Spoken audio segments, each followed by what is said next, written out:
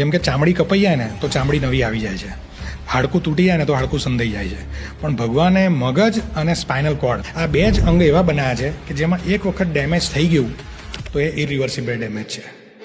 કોઈને brain tumour થયું હોય કે બ્રેન સ્ટ્રોક આવ્યો હોય કે પેરાલિસિસનો અટેક આવ્યો હોય, હમણાંના સમયમાં આ કેમ વધી ગયું છે? બીપી વધવાને કારણે, સ્ટ્રેસ વધવાને કારણે નસ ફાટી જાય અને હેમરેજ થાય. એમાં ઘણા બધા કેસમાં તમારે સર્જરી કરવી પડે અને હેમરેજવાળા પેશન્ટ તમારા સુધી પહોંચે ત્યાં સુધી એ હેમરેજને કારણે મગજમાં ઘણું બધું ડેમેજ થઈ ગયું હોય. એવી કઈ હેબિટ્સ છે જે તમારા હિસાબથી લોકો ઇમિડિયેટલી ચેન્જ કરી દેવી જોઈએ જો આગળ જઈને ન્યુરોના પ્રોબ્લેમ્સ ન આવવા દેવા હોય તો? આજથી હજારો વર્ષો પહેલા ભગવાને ગીતાજીના 17મા અધ્યાયમાં આહાર વિશે પ્રવચન આપેલું કે આયુષ સત્વ બલારોગ્યમ સુખ પ્રીતિ વિવર્ધન રસ્યા સ્નિગ્ધા સ્થિરા હૃદયા આહારા સાત્વિક પ્રિયા. કે શક્તિ, બળ, તેજ વધારનારો જે આહાર છે એને હું સાત્વિક આહાર કહું છું. અને કેવો હોય? મેં ઘણા બધા ડોક્ટર્સના પોડકાસ્ટ કર્યા. પહેલા ડોક્ટર એવા છે જે સાથે શ્રીમદ ભગવદ ગીતાજીને લઈને બેઠા છે.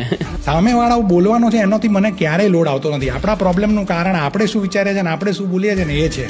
એટલે જે બોલવાનું ગમે નહીં ને એ ક્યારે વિચારવું નહીં, અને જે વિચારવાનું ના ગમે ને એ ક્યારે બોલવું નહીં. એક મહાયુદ્ધમાં ભગવાને એક યોદ્ધાને કરેલી વાતમાં આજના જીવનના બધા પ્રશ્નોના જવાબ છે. આપણે શું ખાવું, શું ન ખાવું, ફેલિયર મળે તો શું કરવું, સક્સેસ મળે તો શું કરવું, નિષ્કામ કર્મ, આ બધી વાતો ભગવાન આજથી 5000 વર્ષ પહેલા કહેલી ને આજની તારીખે હજી પ્રાસંગિક છે. અને આની વાત એક ડોક્ટર મને કરે છે એ વાતનો મને વધારે ગર્વ છે. નવી જનરેશન જેને આપણે જેન ઝી કહીએ છીએ એને આ વસ્તુથી અવગત કરાવીએ કે આ તો એનસાઇક્લોપીડિયા છે.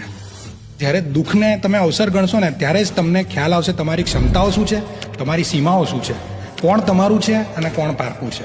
એટલે જ્યારે દુઃખ આવે ને ત્યારે તો યાર મોજથી એને ફેસ કરો, કારણ કે તમને જીવનના ઘણા બધા પાઠ એ શીખવાડી જશે. જ્યારે ન્યુરોસર્જન ડોક્ટર આ વાત કરે ત્યારે આ બહુ મોટી વાત છે. જ્યારે ભગવાન પ્રોબ્લેમને જન્મ આપે છે ને ત્યારે એનું સમાધાન જોડે આપે જ છે, અને સાથે બીજી ઓપોર્ચ્યુનિટી પણ આપે છે. એટલે પ્રોબ્લેમ અને સમાધાન બંને સાથે જ ચાલે છે. બસ સમયનો ફરક હોય છે.